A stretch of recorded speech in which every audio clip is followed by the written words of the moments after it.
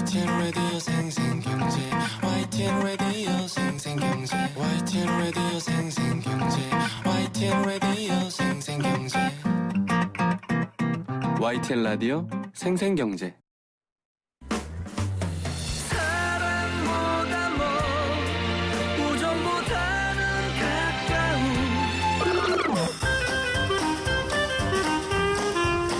한국 경제의 꿈과 현실 사이에 짚어보는 시간입니다. 꿈지기 최이배 전 의원 나오셨어요. 어서 오세요. 예, 안녕하세요. 우리 꿈지기님은 막 이런 거 있잖아요. 하면 된다, 안 되면 되게 하라 이런 표 같은 거.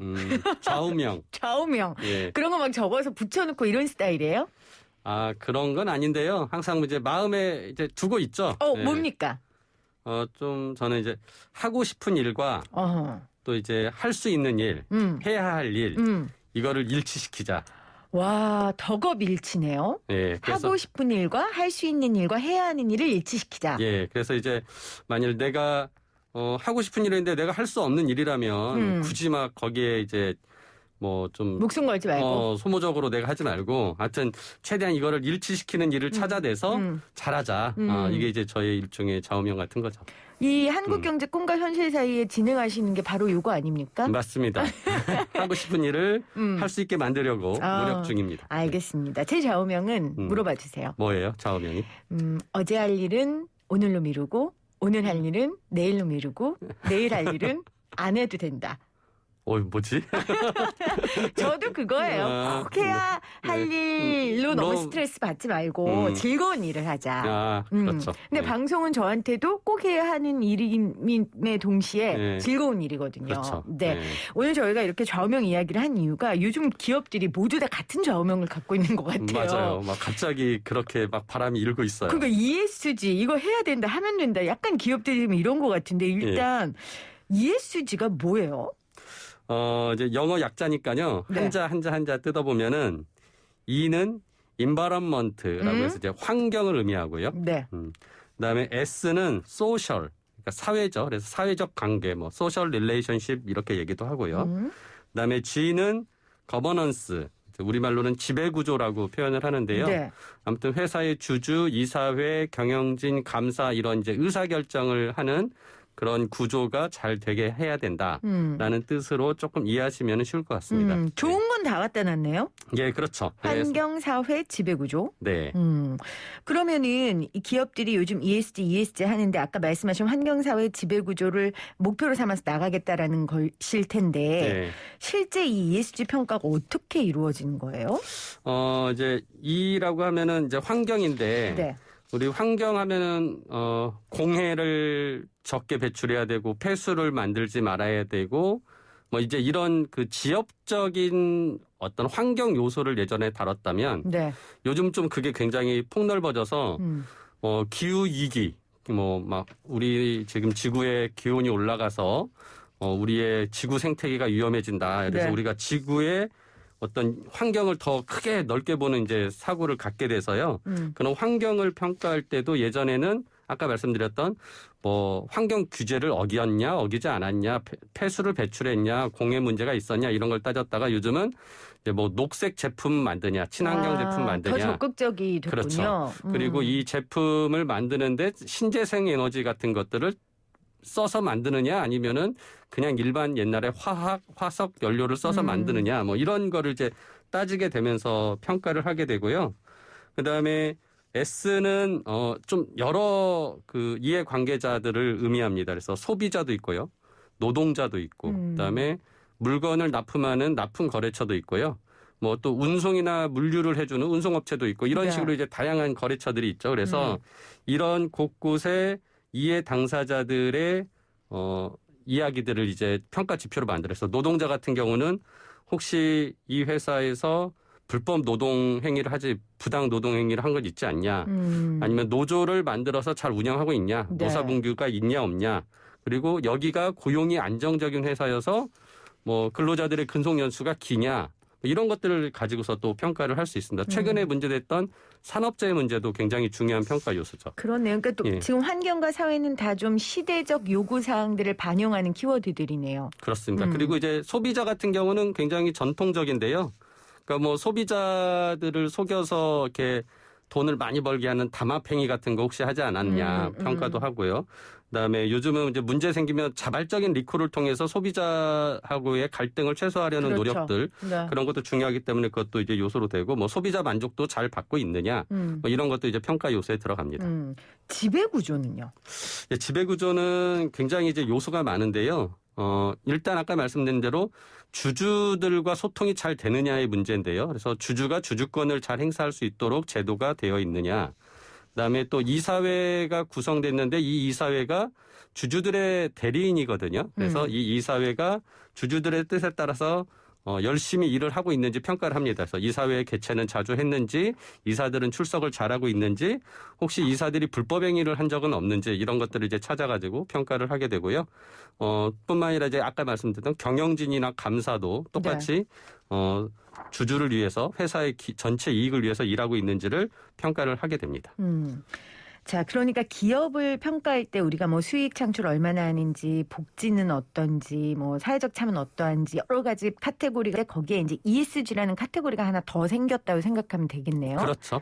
그리고 이게 예전에는 별로 각광받지 못했지만 요즘에는 기업의 가치를 평가하는 데 있어서 굉장히 중요한 하나의 카테고리가 됐다. 예.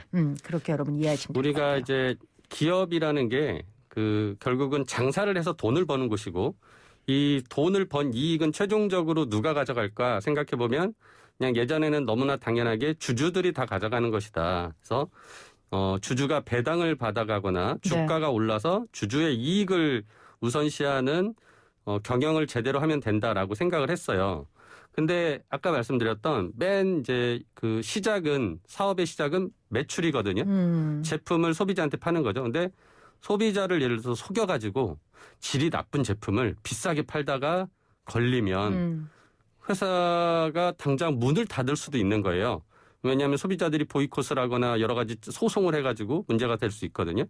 뿐만 아니라 노동자들은 이제 거기에 또 원가를 구성하는 노무비를 이제 구성하는데 이 노동자들을 아무리 막 쥐어짜가지고 비용을 아껴서 이익을 많이 냈다가도 갑자기 노동자들이 파업을 함으로써 뭐 회사 공장이 서버리면 엄청나게 또 주주의 이익도 회사의 이익도 사라지는 거거든요. 네. 그러니까 이런 세세하게 이해 관계자들의 이익을 다 같이 도모하면서 회사를 운영해야 이 회사가 단기적인 이익도 잘 내지만 장기적으로 지속 가능하다. 아하. 그래서 우리가 지속 가능성을 되게 중요한 요소로 보고 이런 이해관계자들의 요소들을 이제 경영에 녹아내야 된다라는 게 ESG 경영이라고 생각하시면 됩니다.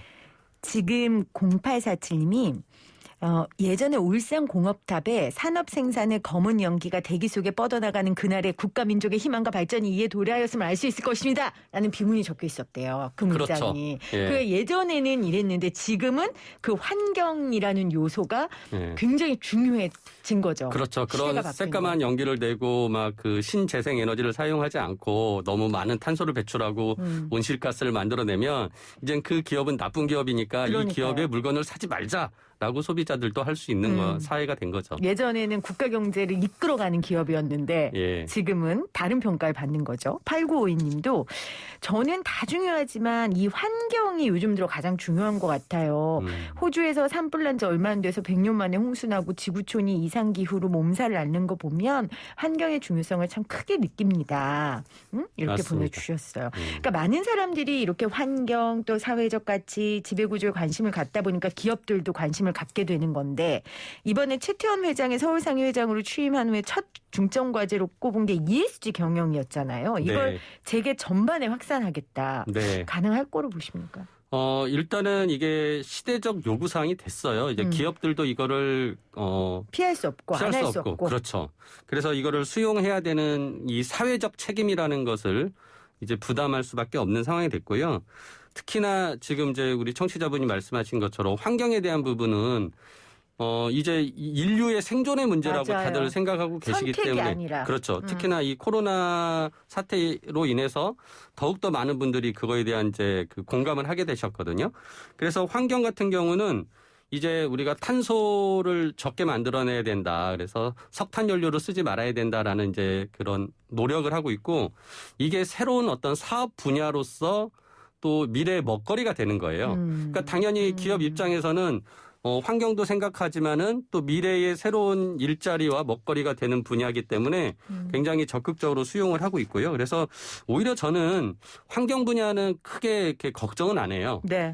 기업들이 적극적으로 수용할 수 있는 분야인데 오히려 이제 S 아까 말씀드렸던 사회적 관계 특히나 노동자와의 관계나 소비자의 관계에 있어서 좀 등한시하면 안 된다.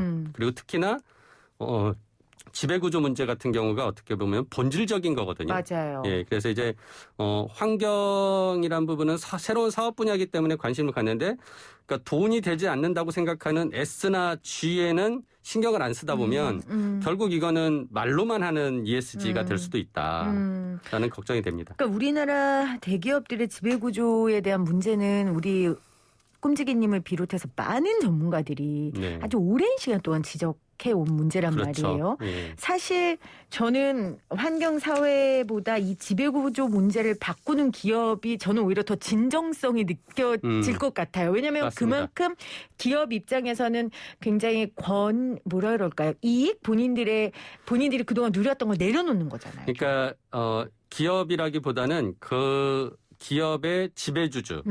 우리나라로 따지면 이제 재벌 총수들이 자신의 이익을 좀 내려놔야 되는 거예요. 그러니까 기득권을 내려놓고 이 회사의 전체 이익을 위해서 일을 해줘야 되거든요. 네네. 이제 그러다 보니까 이 지배구조를 바꾸는 게 가장 어려운 일이고 맞아요. 그래서 말씀하신 것처럼 이 부분을 바꾸는 기업이야말로 진정성을 인정받고 진짜 본질적인 ESG 경영을 할 수 있는 기업이라고 생각을 합니다.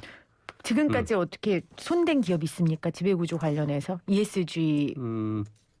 지금 그러니까 많은 기업들이 특히나 SK 아까 전에 최태원 회장이 굉장히 자발적으로 열심히 또 이런 부분을 이제 나서서 하고 계시는데 거의 전도사시죠. 전도사죠. 요즘엔. 예. 네. 근데 이제 막상 그러면 SK 그룹의 네. 지배구조가 과연 좋은가라고 평가했을 때 여전히 좀 부족한 부분이 있는 거죠. 특히나 그게 그 총수 개인의 문제일 때도 있고요. 그래서 네. 이런 부분들이 아직은 우리나라 재벌들한테는 쉬운 일은 아니다. 맞아요. 쉬운 일 아니죠. 근데 이제 SK 얘기하셨으니까 오늘 기사에서 보니까 SK가 ESG에 힘준다면서 이 G에 힘준다. 네. 권한을 강화한 인사 ESG 위원회를 신설하겠다 했거든요. 네. 이런 부분 굉장히 그래도 높이 평가해야 될 그럼요. 부분이라고 생각을 예. 해요. 그렇죠? 앞서가고 있고요. 예, 그리고 이런 과거의 어떤 잘못된 것들을 개선하기 위해서 굉장히 노력하고 있는 재벌들도 있습니다. 그래서 저는 이제 그런 부분들은 또 열심히 또 칭찬하고 그게 더 그럼요. 확산되게 해야 되는 게 우리의 또 역할 아닌가 네. 싶습니다. 그리고 제가 오늘 ESG 공부하다 보니까 한국주택금융공사도 올해 죄송합니다. 올해 ESG 채권을 40조 원 발행해서 서민 주거 안정을 지원하겠다. 네. 그러니까 이런 공사들도 이렇게 ESG에 관심을 갖나 봐요. 특히나 공공기관은 더더욱이 그렇죠. 왜냐하면은 공사라는 그 회사의 역할 자체가 이미 공공성을 가지고 있고 사회적 책임을 다해야 되는 그런 역할을 가지고 있기 때문에 오히려 이제 그런 사기업보다는 공기업에서 더 적극적으로 수용할 수 있고 또 거기서 아까 말씀하신 그런 선도적인 역할을 또 보여줄 수 있는 그렇죠. 거죠. 모델이 될 수 있겠죠. 네.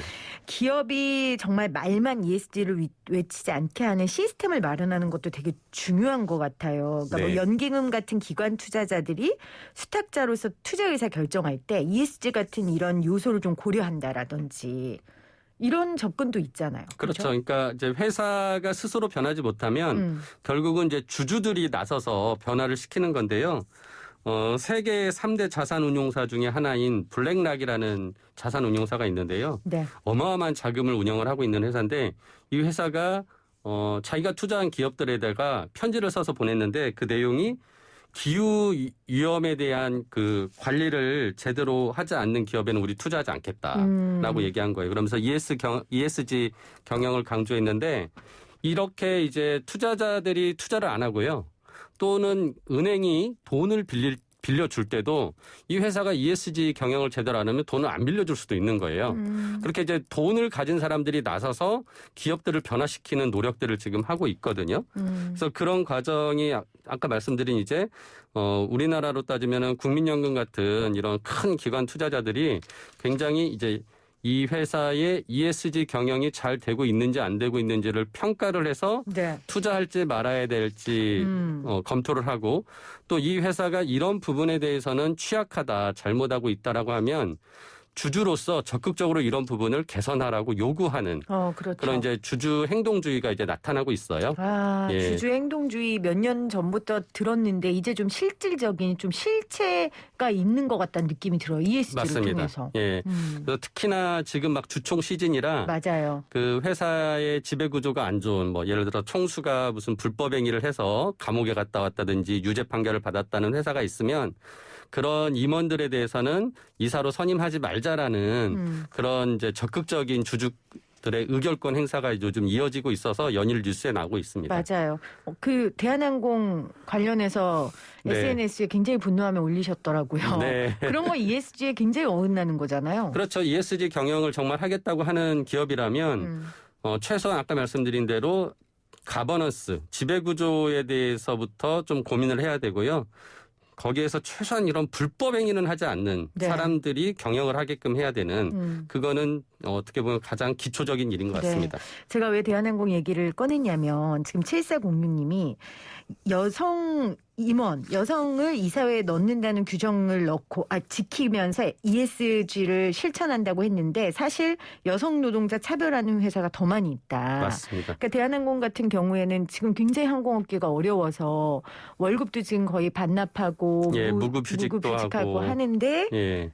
지금 그 조원태 회장은 이제 자신의 연봉을 굉장히 높게 올렸어요. 그러니까 회사는 매출과 영업이익이 나빠서 실적이 안 좋아졌는데 본인은 더 많은 연봉을 가져가는 걸 보면서 과연 이 기업의 리더로서 누가 이 사람을 믿고 따르겠습니까? 그래서 이런 지배구조부터 잘 만들어야 되는 게 ESG 경영의 초석이다라고 생각을 합니다. 자, 그러면은 ESG 같은 거창한 구호를 실천하기 위해서 가장 먼저 해야 될 건 뭐가 있을까요? 앞서 계속 얘기해 주셨지만 정리하신다면. 지배구조를 가장 잘 만드는 것도 중요하고요.